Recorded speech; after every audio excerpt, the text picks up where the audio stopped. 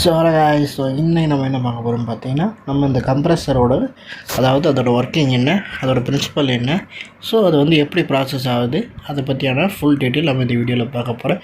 So first கம்ப்ரஸர்னால் என்ன அப்படின்னு பார்த்துக்கிட்டிங்கன்னா, ஸோ ஒரு காற்றை ரொம்ப கம்ப்ரஸ் பண்ணி அதை வந்து ஒரு ஏராக சேஞ்ச் பண்ணி கொடுக்கறது தான் இதோட வேலை. ஸோ இதுதான் ஏர் கம்ப்ரஸர் அப்படின்னு நம்ம வந்து சொல்லுவோம். ஸோ இப்போ எக்ஸாம்பிள் பார்த்துக்கிட்டிங்கன்னா, அதாவது நம்ம பைக்குக்கு யூஸ் பண்ணுற இன்ஜினாக இருக்கட்டும், இல்லை அதாவது காருக்கு யூஸ் பண்ணுற இன்ஜினாக இருக்கட்டும், அதே இன்ஜின் மாடலில் தான் இந்த கம்ப்ரஸர் மாடலும் நமக்கு வரும். ஸோ ரெண்டுத்துக்கும் பெரிய வித்தியாசம் கிடையாது. ஸோ ரெண்டுமே பார்க்குறதுக்கு ஒரே மாதிரி தான் இருக்கும். ப்ராசஸும் ஒரே அளவுக்கு தான் இருக்கும். அதாவது டிட்டோ சேம்னு சொல்ல முடியாது, அதாவது ஒரு அளவுக்கு சேமாக தான் இருக்கும். ஸோ நெக்ஸ்ட்டு அதாவது கம்ப்ரஸர் என்ன பண்ணுது அப்படிங்கிறது பார்ப்போம். ஸோ கம்ப்ரஸரில் அதாவது பேசிக் பிரின்சிபலில் மொத்தம் டைப்ஸ் ஆஃப் நிறையா கம்ப்ரஸர்ஸ் இருக்குது. ஸோ அதில் ஒன் பை ஒன்னாக பார்ப்போம். ஸோ ஃபஸ்ட்டு ஆக்சுவலி வந்து அதாவது வந்து ப்ரெஷரை இன்க்ரீஸ் பண்ணுற, அதாவது ப்ரெஷர் அதிகமாக இருக்க கம்ப்ரஸர் இருக்கும், இல்லை லோ ப்ரெஷர் கம்ப்ரஸர் இருக்கும். ஸோ இதுதான் இதோட ப்ராசஸ். ஸோ இதோட ஃபார்முலா பார்த்துக்கிட்டிங்கன்னா, அதாவது P இன்ட்டு V, அதாவது P into V1, P2 into V2, that's a formula for the pressure கண்டுபிடிக்கிறதுக்கு. ஸோ இப்போ Pனா ப்ரெஷர் அண்ட் Vனா வால்யூம். ஓகேங்களா?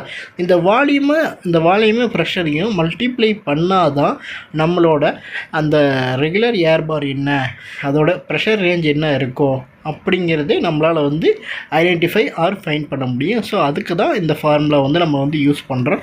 ஸோ ஒரு கம்ப்ரஸருக்குள்ளே எவ்வளோ ப்ரெஷர் இருக்குது, அதே கம்ப்ரஸருக்குள்ளே எவ்வளோ வால்யூம் இருக்குது அப்படிங்கிறத ஒரு குறிப்பிட்ட அளவுக்கு நம்ம கேல்குலேட் பண்ணால் தான் நம்மளால் வந்து ஒரு கரெக்டான அளவு நம்மளால் வந்து சொல்ல முடியும். நெக்ஸ்ட் நம்ம டைப்ஸ் ஆஃப் கம்ப்ரஸர்களை போவோம். So first positive display compressors, அதாவது இதில் என்னென்னு பார்த்திங்கன்னா ரெசிப்ரோக்கல் டைப் கம்ப்ரஸர்ஸ். அதாவது வந்து இது வந்து பிஸ்டன் ஆர் சிலிண்டர் டைப். அதாவது எப்படி நான் சொன்னேன்ல, நம்ம கார் இன்ஜினில் யூஸ் பண்ணுற மாதிரியான கம்ப்ரஸர்லாம் இருக்க வாய்ப்பு இருக்குதுன்னு சொல்லி, அதே மாதிரி தான் இதுவும். நெக்ஸ்ட்டு வந்து rotary screw type compressor.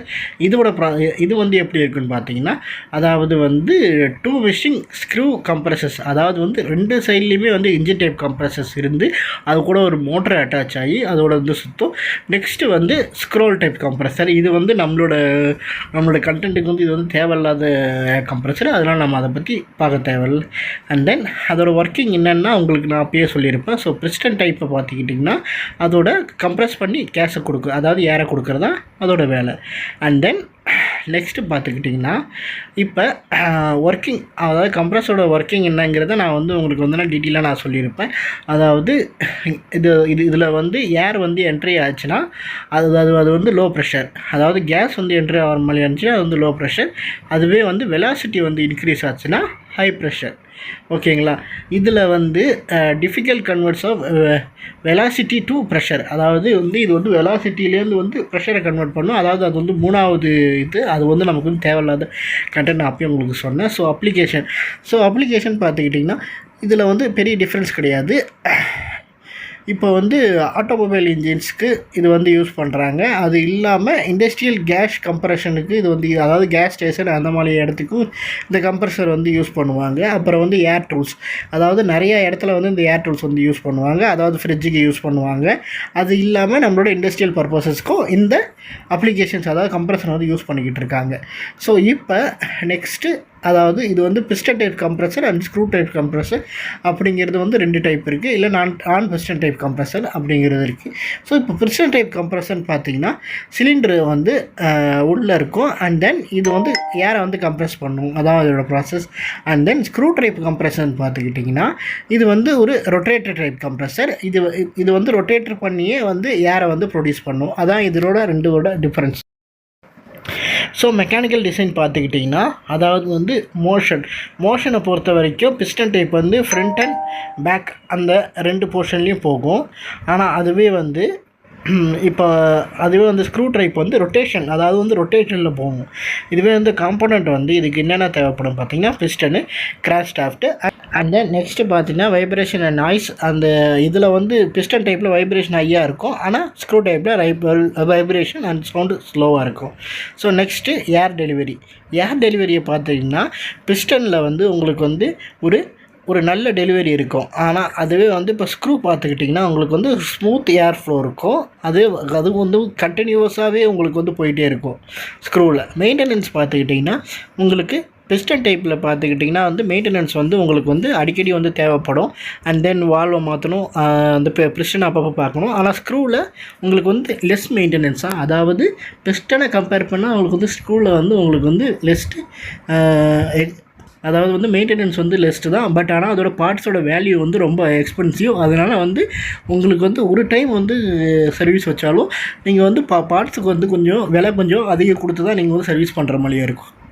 And then next பார்த்தீங்கன்னா எஃபெக்ஷன் யூசேஜ் பார்த்தீங்கன்னா இதில் வந்து பிஸ்டனில் வந்து லெஸ்ஸு, ஆனால் வந்து ஸ்க்ரூவில் வந்து ஹையாக இருக்கும். ஆனால் அதுவே வந்து அதாவது பெஸ்ட்டு ஃபார்ம் பார்த்துக்கிட்டிங்கன்னா பிஸ்டன் வந்து ஒரு ஸ்மால் ஸ்கேலில் யூஸ் பண்ணலாம். ஆனால் வந்து ஸ்க்ரூ வந்து ஒரு இண்டஸ்ட்ரியல் பர்பஸஸ்க்காக கண்டிப்பாக யூஸ் பண்ணிக்கலாம். அண்ட் தென் இதில் ஏரோட அவுட்புட் பார்த்திங்கன்னா இதில் வந்து உங்களுக்கு வந்து லோ வால்யூம் தான் இது வந்து உங்களுக்கு கொடுக்கும். ஆனால் இதுவே வந்து ஸ்க்ரூவில் உங்களுக்கு வந்து ஒரு ஹை வால்யூம் கொடுக்கும். அதாவது சிஎஃப்எம் வந்து உங்களுக்கு வந்து ஹையாக கொடுக்கும். ஸோ இதுதான் இந்த ரெண்டுத்துக்கும் வித்தியாசம். அண்ட் நெக்ஸ்ட் ஃபைனலாக நம்ம காஸ்ட் வைஸில் பார்த்துக்கிட்டால் உங்களுக்கு பிஸ்டன் வந்து ரொம்ப வந்து சீப்பராக இருக்கும். சீப்பர் மீன்ஸ் அதாவது ஸ்க்ரூவை விட உங்களுக்கு வந்து பிஸ்டன் ரொம்ப விலை கம்மியாக இருக்கும். ஆனால் அதுவே வந்து ஸ்க்ரூ வந்து உங்களுக்கு அப்படி கிடையாது. ஸ்க்ரூ வந்து உங்களுக்கு வந்து விலை ரொம்ப அதிகமாக இருக்கும். ஸோ அதை உங்களால் வந்து பை பண்ணவும் முடியாது. ஸோ அதுக்காக தான் நான் சொல்கிறேன். ஸோ மேக்ஸிமம் நீங்கள் பார்த்துக்கிட்டேன் இண்டஸ்ட்ரியல் பர்பஸஸ்க்கு ஸ்க்ரூ பெட்ரு. ஸோ மேக்ஸிமம் பார்த்துக்கிட்டால் அவங்களுக்கு வந்து ஸ்க்ரூ டைப்பு ரொம்ப பெட்ரு. ஆனால் என்னென்னு பார்த்தீங்கன்னா பிஸ்டன் டைப் ரொம்ப சீப்பராக இருக்கும். அதே மாதிரி ஸ்க்ரூ டைப் வந்து ரொம்ப எக்ஸ்பென்சிவாக இருக்கும். இதுதான் பெரிய வித்தியாசம். ஸோ நீங்கள் சவுண்டு கம்ப்ரஸரை வச்சு உங்களால் கம்பெனியில் வந்து ரன் பண்ண முடியாது. ஏன்னா உங்கள் ஸ்டாஃப்ஸ்க்கு ரொம்ப ப்ராப்ளமாக இருக்கும்.